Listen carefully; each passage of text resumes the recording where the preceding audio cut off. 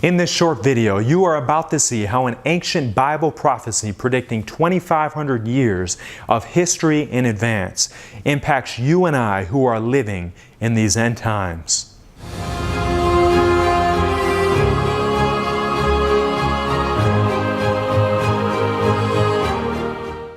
Hi everyone, I'm Dustin. This is Hope Through Prophecy.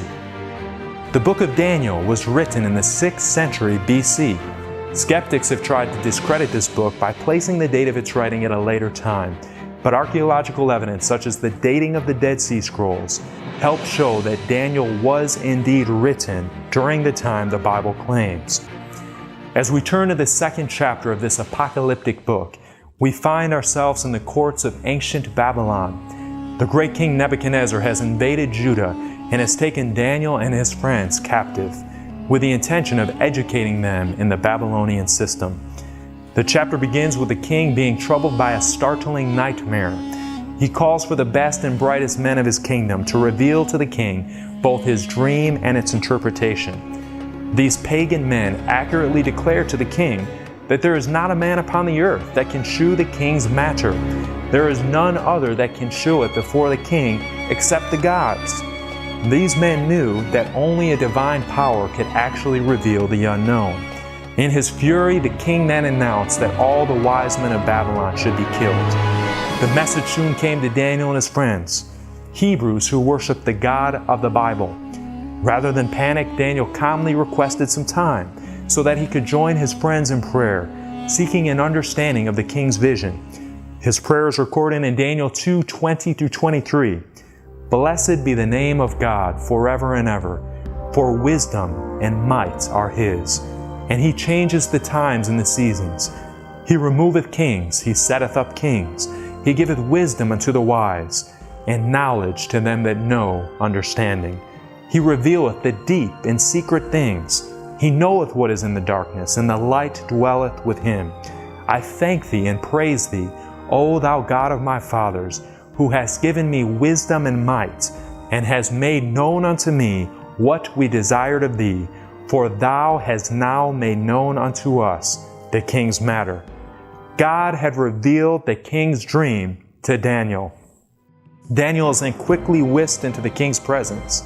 The king eagerly asked Daniel, "Are you able to reveal the dream to me?" Daniel responds with great wisdom. And listen to this. The secret which the king hath demanded cannot the wise men, the astrologers, the magicians, the soothsayers show unto the king. But there is a God in heaven that revealeth secrets, and maketh known to King Nebuchadnezzar what shall be in the latter days. Thy dream and the visions of thy head upon thy bed are these. Here, Daniel is giving all the credit to God. He is also showing the difference between the true God of the Bible and the other false religions which claim to know the truth. Daniel now reveals the dream.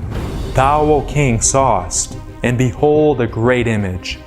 This great image, whose brightness was excellent, stood before thee, and the form thereof was terrible. This image's head was of fine gold, his breast and his arms of silver, his belly and his thighs of brass, his legs of iron, his feet part of iron and part of clay. Thou sawest till that a stone was cut out without hands, which smote the image upon his feet, that were of iron and of clay, and brake them to pieces. Then was the iron, the clay, the brass, the silver, and the gold broken to pieces together. And the stone that smote the image became a great mountain and filled the whole earth. At this time, the king is most certainly on the edge of his seat, hanging on Daniel's every word. Daniel then confidently proceeds to reveal the meaning of the dream to the king. Thou, O king, art a king of kings, for the God of heaven hath given thee a kingdom, power and strength and glory. Thou art this head of gold. Here Daniel clearly identifies King Nebuchadnezzar and his mighty kingdom of Babylon as the head of gold represented in this dream. Gold was a fitting symbol for Babylon, as its wealth and greatness were unrivaled in the ancient world. The Greek historian Herodotus notes that Babylon surpasses in splendor any city in the known world. He goes on to describe the outer walls of Babylon to be 320 feet high, 56 miles long, and 80 feet thick, wide enough to race multiple chariots side by side on top of them. Babylon could also boast of the Hanging Gardens, one of the 7 wonders of the ancient world.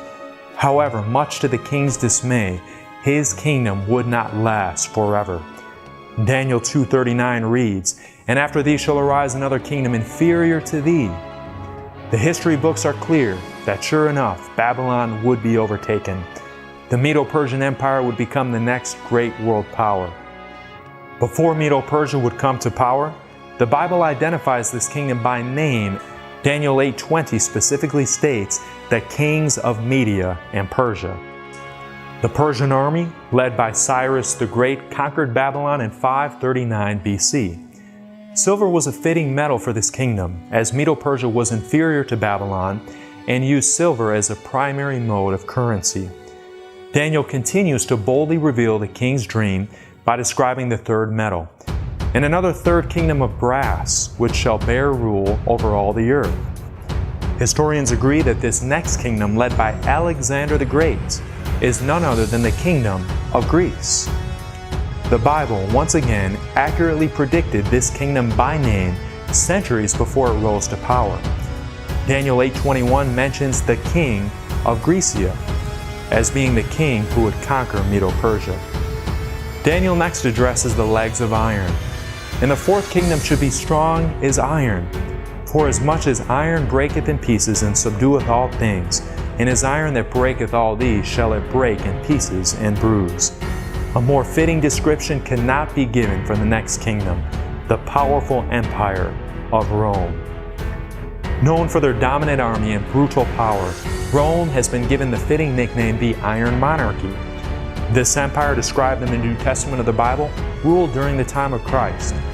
Roman soldiers whipped Jesus with an iron cat of 9 tails, drove iron nails into his innocent hands, and pierced his side with an iron spear. So far, God has revealed the rise and fall of 4 powerful world empires. The history books confirm the accuracy of this amazing prophecy. But Daniel is not finished. He goes on to describe the feet of this great image, and with incredible detail reveals their historical significance. "And whereas thou sawest the feet and toes, part of potter's clay and part of iron, the kingdom shall be divided. And as the toes of the feet were part of iron and part of clay, so the kingdom shall be partly strong and partly broken. And whereas thou sawest iron mixed with miry clay, they shall mingle themselves with the seed of men, but they shall not cleave one to another, even as iron is not mixed with clay." History affirms the Bible account that Rome was not overtaken by a single dominant empire, but was divided into sections. These sections are what we know today as modern Europe. Amazingly, Daniel reveals that these nations would not cleave one to another. That is, they would never unite into one dominant kingdom. Incredibly, history reveals that even this very detailed part of the prophecy is accurate. The Bible mentioned that they would mingle themselves with the seed of men. This intermarriage of royalty was widespread. But, as the Bible predicted, these nations would not cleave. Charlemagne tried to unite Europe and failed. Napoleon tried to unite Europe and failed. Hitler, despite controlling the majority of the continent at one point and being poised to take control, failed to unite Europe. Europe has never and will never be united into one empire. The Bible's predictions have always come to pass and will never fail. This prophecy of Daniel has revealed 2,500 years of Earth's history with striking, pinpoint accuracy. But friends, there is still one part of the prophecy that is yet to be fulfilled. But we can be certain, we can have no doubts, that it will come to pass just as surely as the rest of this prophecy. Speaking of the days of modern Europe in which we live today, Daniel exclaims, "In the days of these kings shall the God of heaven set up a kingdom which shall never be destroyed, and the kingdom shall not be left to other people, but it shall break in pieces and consume all these kingdoms, and it shall stand forever." Daniel clearly states the final event of this groundbreaking prophecy. The God of heaven will set up a kingdom that will never be destroyed. Friends, you can be part of this kingdom. You can live forever in paradise with the God of the universe. On this channel, we will support you as you prepare for that kingdom, and we'll show you how you can be a part of it. If you have enjoyed this video, or if it has been helpful to you, I encourage you to click like and to subscribe to this channel. If you would like to learn more about the Bible's teachings and how they apply to your life, I encourage you to continue to watch Hope Through Prophecy.